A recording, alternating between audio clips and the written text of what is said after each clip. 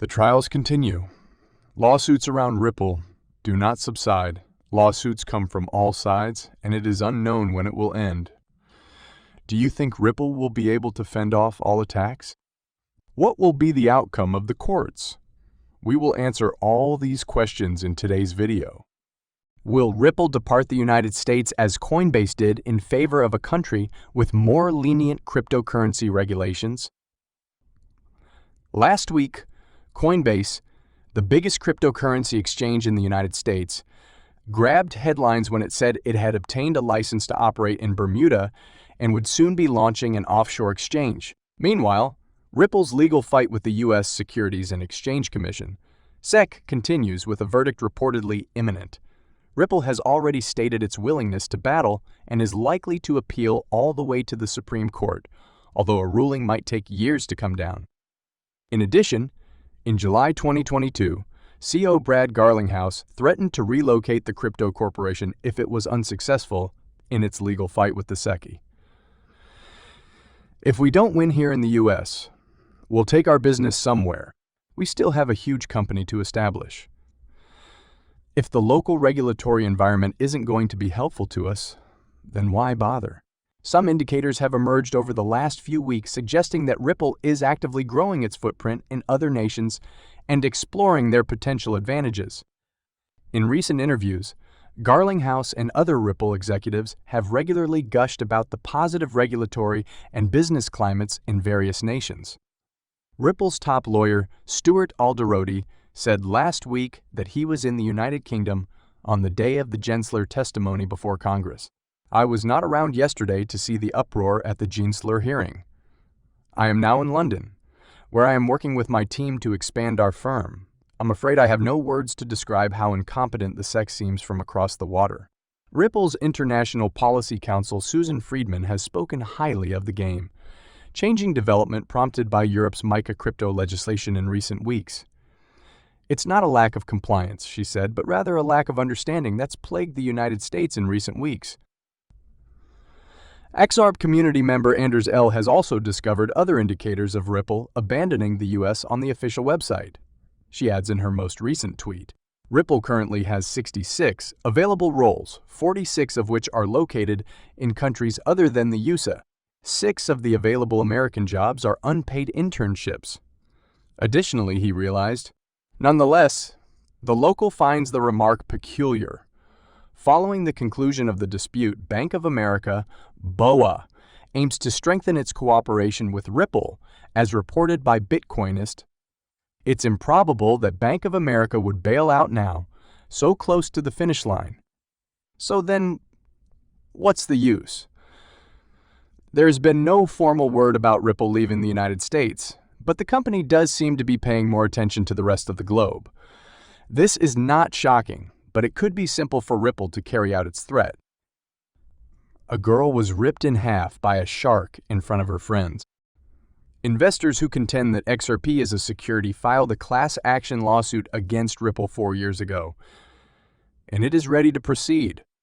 On Wednesday, the parties in the Zakinov v. Ripple action will be heard in a hearing in a California federal court. According to Crypto Law, a regulatory news website for digital assets, which supplied the update, only 500 members of the public should be permitted online access to the proceedings, according to the website. In accordance with the statement, the hearing is for oral arguments on the question of certifying the class of XRP holders suing Ripple. Vladimir Zakinov, a plaintiff, and 2 other people filed a lawsuit in 2019 against Ripple and Brad Garlinghouse, the company's CEO via investor Bradley Sostak, the primary plaintiff in the aggregated complaint. Vladimir Zakinov sued the defendants in January 2018 after incurring a sizable loss from the sale of XRP, alleging that XRP is an unregistered securities. Additionally, the plaintiff attempted to convert the dispute into a class action lawsuit that would typically include all individuals or organizations who bought XRP. The defendants argued, however, that XRP is not a security and asked the court to reject the claim. According to Crypto Law's notice, The hearing today will include oral arguments on the issue of certifying the class of XRP holders who are suing Ripple. The plaintiff, Bradley Sostak, who owned XRP for 2 weeks, is asking to be led plaintiff in the class and is asking to represent all XRP holders who either owned it and sold it at a loss or own it today, according to a statement from Crypto Law. While his request has not yet received a decision, John Deaton, who had earlier submitted an amicus brief on behalf of 75 XRP investors in the dispute, said he expects to monitor the proceedings. However, the public is still interested in the outcome of the company's concurrent legal dispute with the SEC while Ripple fights the issue out in court.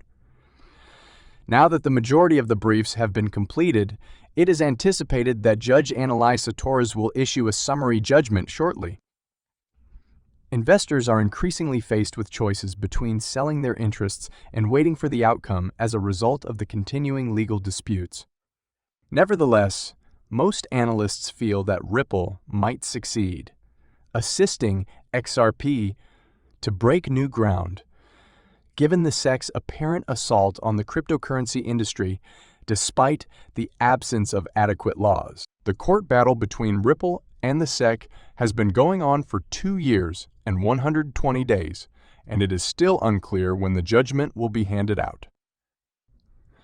There are a number of legal professionals who are of the opinion that a judgment is close at hand. Nevertheless, it is unknown when the judge will make their decision public.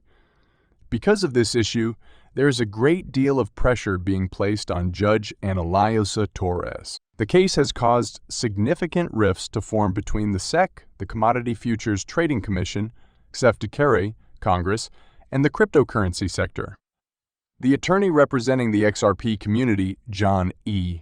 Deaton, has increased the stakes in the court battle between Ripple and the SEC by claiming that this is the most important no-fraud SEC enforcement action since 1946.